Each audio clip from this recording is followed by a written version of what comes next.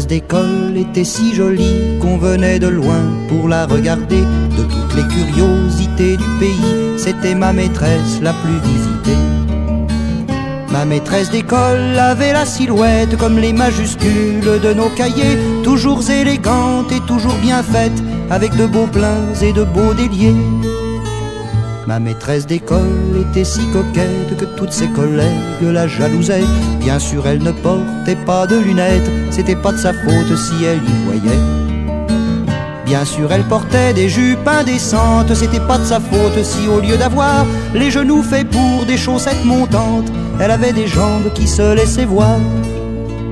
Ma maîtresse d'école était courtisée par le directeur et ses deux adjoints. Ça nous permettait de faire un tiercé que l'on commentait le lundi matin.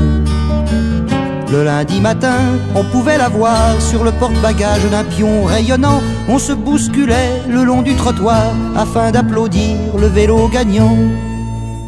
Ma maîtresse d'école était un scandale aux yeux des bigotes qui organisaient des manifestations dominicales avec des pancartes où elles écrivaient: pour sauvegarder la moralité, chasser ce démon de la communale. C'était pas l'avis de monsieur le curé qui trouvait que le diable n'était pas si mal. Ma maîtresse d'école avait la manière d'enflammer les hommes sans les allumer. C'était la coqueluche des célibataires, mais nous en avions l'exclusivité.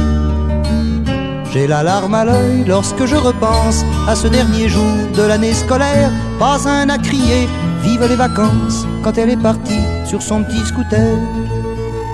Ma maîtresse d'école était si jolie qu'on venait de loin pour la regarder. De toutes les curiosités du pays, c'était ma maîtresse la plus visitée.